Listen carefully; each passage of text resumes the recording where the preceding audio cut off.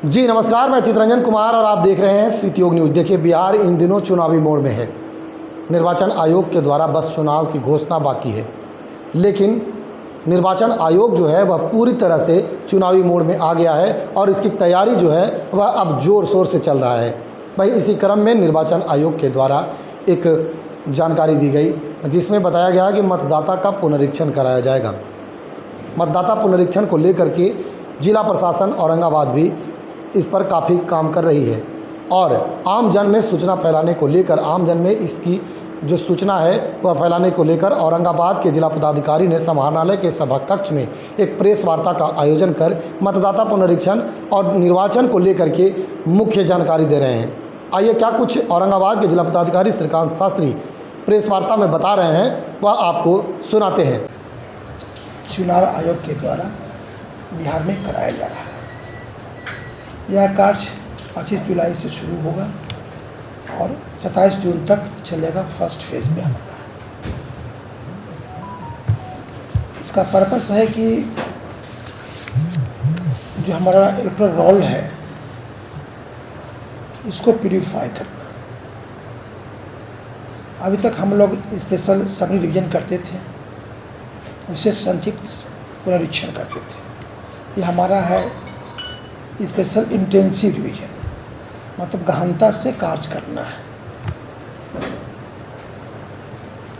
हम लोगों ने देखा है अपने वोटर लिस्ट में कि जो लोग की मृत्यु हो गई है उनका भी नाम दर्ज है।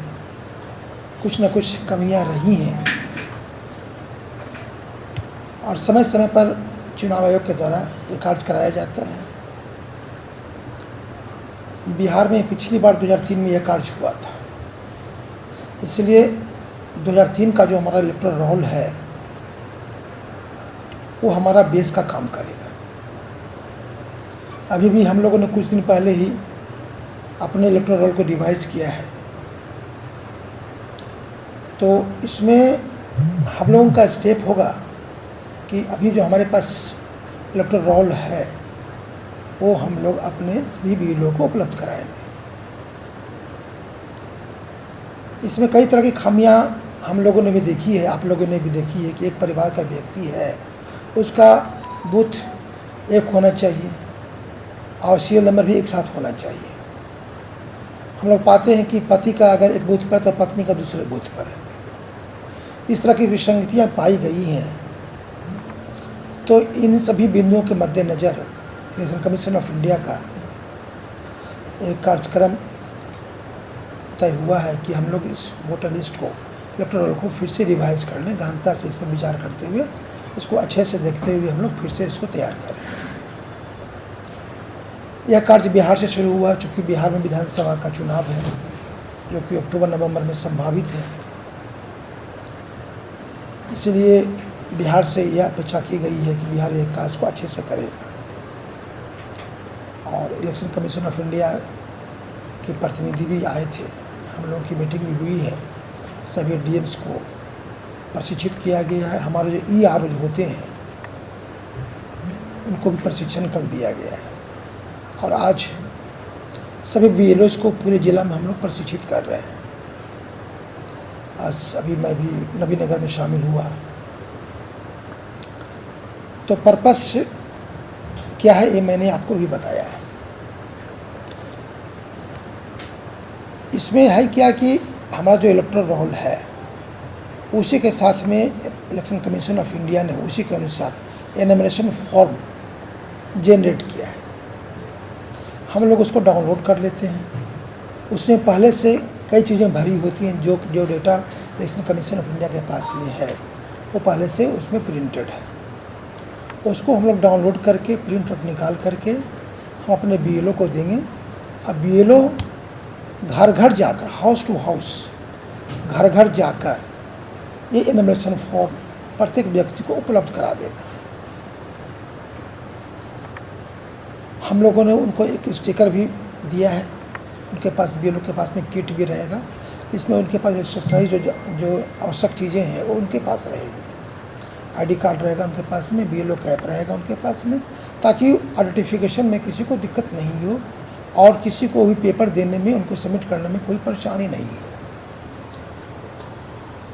जो नॉमिनेशन फॉर्म हमारा है उसमें पहले से प्रिंटेड फ़ोटो रहेगा, लेकिन उसके बगल में जगह दिया गया है कि लेटेस्ट फ़ोटो लोग उसमें चिपका लें।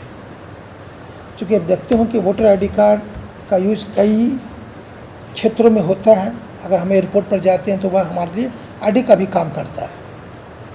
तो एक बहुत अच्छा डॉक्यूमेंट होता है जो कि प्रत्येक व्यक्ति के पास होता है जो भी एलिजिबल है। तो जो भी हमारे भारत के नागरिक हैं उनको वोट देने का अधिकार होता है। तो जो यहाँ के सिटीजन हैं उनको वोट देने का अधिकार मिले, वो वंचित न रहे, कोई व्यक्ति छूट न जाए। लेकिन अगर कोई व्यक्ति इनएलिजिबल है तो उसका नाम भी शामिल ना हो, ये भी हमें देखनी है। इनएलिजिबल मतलब कि जो इसका उम्र 18 ईयर से ज़्यादा नहीं है, 18 ईयर से कम के बच्चे अगर जुड़ गए हैं तो उनका नाम इसमें नहीं आना चाहिए। ऐसे तो ऐसी संभावना कम दिखती होती है, ऐसा होता नहीं है। चूँकि एडल्ट फ्रेंचाइज 18 ईयर्स के जब बच्चे ऊपर होते हैं तभी उनका नाम जुड़ता है। तो जो भी एलिजिबल व्यक्ति हैं सबका नाम हम लोग इलेक्टोरल रोल में ऐड करेंगे। फॉर्म में कई चीज़ें लिखी हुई हैं, वो इस अपने आप में स्पष्ट है, लेकिन फिर भी अगर किसी व्यक्ति को भरने में दिक्कत हो तो हमारा BLO उसे मदद करेगा। हमारे वॉलंटियर्स भी इसमें रहेंगे जो कि लोगों को मदद करेंगे, खास करके गरीब के लोगों को। जो लोग हमारे हैं जो थोड़ा कम पढ़े लिखे लोग हैं उनको हो सकता है कि थोड़ी दिक्कत फॉर्म भरने में हो सकती है। ऐसे बिल्कुल सिंपल डेटा है। आधार कार्ड का अगर आपके पास है तो उसका नंबर दे दीजिए, आप डेट ऑफ बर्थ अपना बता दीजिए। अभी तक देखते होंगे हम लोग कि एज ऑन इतना, एज कितना, स्पष्टता उसमें नहीं होती है। इसमें जब डेट ऑफ बर्थ आपका आ जाएगा तो एक कई रूप में इसका हम लोग उपयोग कर पाएंगे। तो ये बहुत अच्छा डेटा भी हो जाएगा और लोगों के पास में जो वोटर आईडी कार्ड जो नया मिलेगा वो अपडेटेड हो जाएगा।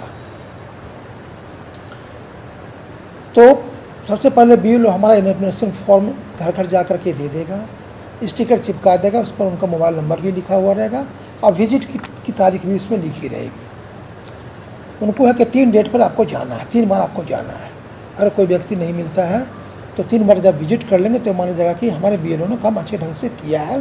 वो व्यक्ति हो सकता है कहीं शिफ्ट कर गया होगा। और इसमें एक बात ही होती है ऑर्डिनरी सिटीजन। ऑर्डिनरी सिटीजन मतलब कि व्यक्ति यहाँ का सिटीजन है, किसी काम से सप्ताह 10 दिन के लिए कहीं बाहर चला गया, लेकिन वह हमारा ऑर्डिनरी सिटीजन माना जाएगा। तो अगल बगल से पता करके उनसे कनेक्ट करके उनको बुला करके उनसे फॉर्म हम लोग को कलेक्ट कर लेना है। अगर कोई व्यक्ति नहीं मिलते हैं तो हम लोग उनके घर के दरवाज़ा के नीचे से हम लोग उनको अंदर रख देंगे, ताकि वो जब वो आएंगे घर का दरवाज़ा खोलें तो उनको फॉर्म मिल जाए।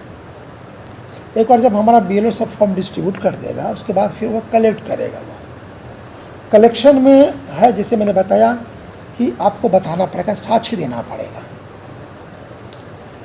जैसे कि 2000 जिनका नाम 2003 में है तो वो उसकी कॉपी दे देंगे, वो सफिशिएंट हो जाएगा। तो वो कॉपी हमारे BLO के पास में रहेगी, हम लोग उसको BLO को दे दे रहे हैं। उसके अलावा हमारा जो वेबसाइट है, वेबसाइट पर हम सारी कॉपी डाल दे रहे हैं। उसमें सर्च करना भी इजी रहेगा।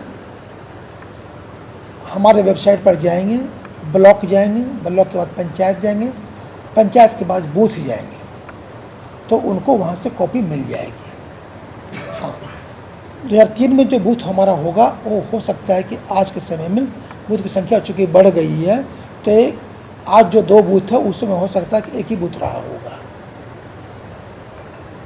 तो थोड़ी सी दिक्कत हो सकती है, लेकिन वो प्राप्त करना इजी होगा। अदरवाइज़ भी हमारे BLO के पास में है तो BLO लोगों को मुहैया करा देगा। तो जिनका नाम 2003 में है उनको तो कहीं कोई दिक्कत ही नहीं, सीधे केवल 2003 का जो वोटर लिस्ट में नाम है उसकी कॉपी दे देनी है जहाँ पर उनका नाम है। वैसे लोग 2003 के बाद में है, उनका बेटा पोता जो भी है, उनका जिनका नाम 2003 में नहीं था, हो सकता है जो व्यक्ति 15 साल का रहा होगा उसका नाम नहीं रहेगा, 17 साल का रहा होगा उसका भी नाम नहीं रहा होगा। तो अगर उनके पिताजी का नाम 2003 में है तो वो दे देगा वो, और फिर अपना एक ID दे देगा कि हम उनके लड़के हैं। कनेक्शन होना चाहिए। कुछ ऐसे भी लोग हो सकते हैं जिनका नाम 2003, जिनका जन्म 2003 के पहले हुआ लेकिन किसी कारण से वो अपना नाम ऐड नहीं कर पाए। ऐसे भी कुछ लोग हो सकते हैं। तो जो फॉर्म हमारा है उसमें सारी चीज़ें लिखी हुई हैं। 3 क्राइटेरिया में, 3 पार्ट में हम लोगों ने इसको बांटा है।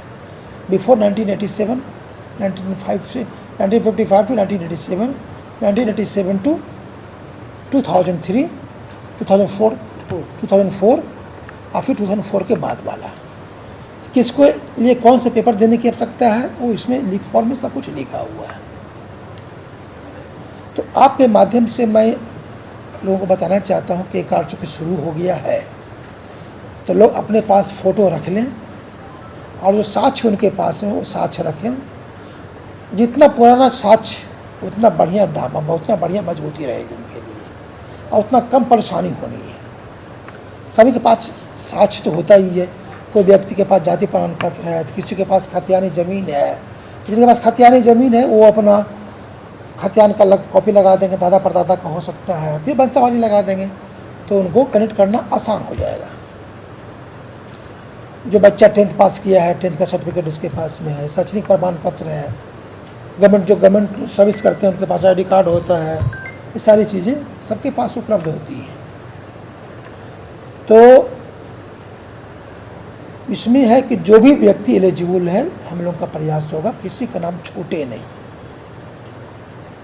अगर कोई व्यक्ति इनएलिजिबल है तो उसका नाम उसमें आना भी नहीं चाहिए, ताकि हमारा जो इलेक्टोरल रोल है वो प्योर हो जाए, उसमें कोई अशुद्धि ना रहे। और नई तरीके से जब बनेगा तो परिवार के लोगों का एक साथ नाम भी हो जाएगा, जो टोला पड़ोस के लोग हैं, जो आसपास के लोग हैं, उनका भी नाम एक साथ हो जाएगा। एक गली में रहते हैं तो उनका नाम एक साथ रहेगा। फिर वार्ड जब चेंज होगा तो फिर नाम उनका अलग रहेगा। दूसरा हम लोग का प्रयास है कि 1200 से ज़्यादा वोटर्स हमारे एक बूथ पर ना हों। इसके लिए भी हम लोग मतदान का युक्तिकरण कर रहे हैं, रैशनलाइज कर रहे हैं बूथों का, कि इस बार जो विधानसभा का इलेक्शन हो मैक्सिमम वोटर्स हमारे एक बूथ पर 1200 हों। तो हो सकता है कि हमारे कुछ बूथ की संख्या बढ़ जाए, कुछ नए बूथ बनाने भी पड़ सकते हैं। वो प्रक्रिया चल रही, पोलिटिकल पार्टीज के साथ में हमारी मीटिंग हो रही है। और हम लोग का प्रयास होगा कि अगर बूथ की संख्या हमें बढ़ानी पड़ती है तो जिस कैंपस में हमारा बूथ है उसी कैंपस में अगर हमारे पास में दूसरे कमरे हैं तो हम लोग उस बूथ को उसमें शिफ्ट करें। कुछ रैशनलाइज करेंगे हम लोग कि अगर एक परिवार का व्यक्ति अगर छूट हो गया है तो व्यक्ति, पूरे परिवार का व्यक्ति एक बूथ पर ही वोटिंग करेगा। मतदान युक्तिकरण जब हम लोग करेंगे, मतदान बूथ का जब करेंगे उसमें इस सब चीज़ों को भी हम लोग देखेंगे, ताकि अधिक से अधिक लोग जो निर्धारित समय है उसमें वोटिंग कर लें। कोई व्यक्ति ये ना कहे कि हमें वोट नहीं दे पाए क्योंकि हमारा निर्धारित समय पर हम पहुंच नहीं पाए थे, या भीड़ हो गई थी, या किसी और कारण से। तो इलेक्शन कमीशन ऑफ इंडिया का प्रयास है कि फेयर एंड फ्री पोल हो, जो अभी तक हम लोग करते आ रहे हैं, ये और मजबूतीकरण मिले, लोगों को और भरोसा बढ़े और किसी को उंगली उठाने का स्कोप भी ना बने। तो मोटा मोटी बातें हमें आपसे ही शेयर करनी थी, कुछ मैं बता देता हूँ। टाइमलाइन जो हम लोगों ने निर्धारित किया है वो मैं उसकी जानकारी भी मैं थोड़ा सा दे देता हूँ आपको। जैसे मैंने बोला कि 25 जून से 26 जुलाई तक हम लोगों को ड्राफ्ट पब्लिकेशन के लिए जो नॉमिनेशन फॉर्म है वो प्राप्त कर लेना है। जब हम लोग प्राप्त कर लेंगे सब चीज़ों को, और उसमें है कि BLO रिकमेंड करेगा। वो कुछ ऐसा केस भी हो सकता है जिसमें जिनके पास में कुछ ना मिले, तो उसके लिए है भी हमारे पास प्रोविज़न है कि हमारा जो ERO हो वो रिजेंट ऑर्डर पास करेगा। यहाँ उसकी जांच कराई गई, व्यक्ति सही हैं, इस कारण से उनके पास पेपर नहीं है, इसलिए उनका नाम जोड़ा जाएगा, तो इसमें कहीं कोई दिक्कत नहीं है। और ERO इम्पावर्ड है हमारा, इलेक्टोरल रोल के रिवीजन करने की पूरी शक्ति हमारे ERO के पास में है, उनको पूरा अधिकार है। किसी कारण से किसी व्यक्ति का नाम ड्राफ्ट रोल में नहीं आता है, तो जैसे हम लोगों ने पहले भी किया है, ड्राफ्ट रोल पब्लिकेशन के बाद में दावा आपत्ति करेंगे, वो अगर जेन्यून रहेगा तो फॉर्म 6 भर करके उनका नाम ऐड हो जाएगा। लेकिन हम लोग का प्रयास है कि किसी का नाम छूटे नहीं, ड्राफ्ट रोल में सबका नाम आ जाए। अगर कोई व्यक्ति अगर आपत्ति करता है तो इसके बाद जब दवापत्ती हमारा जब समय उनका आएगा दवापत्ती करने का, जिसका समय हम लोगों ने दिया है 1 अगस्त से 1 सितंबर तक, इसमें लोग दवापत्ती करेंगे। अगर कोई व्यक्ति कंप्लेन करता है कि सर नहीं ये व्यक्ति तो यहाँ का है ही नहीं है, तो उसकी सुनवाई की जाएगी, उनको नोटिस भेजा जाएगा कि आप बताइए भाई ऐसा ऐसा आपके विरुद्ध में आपत्ति दर्ज की गई, शिकायत प्राप्त हुई है, तो अपनी बात को रखेंगे साथ के साथ में, तो फिर हम लोग उसका निदान करेंगे।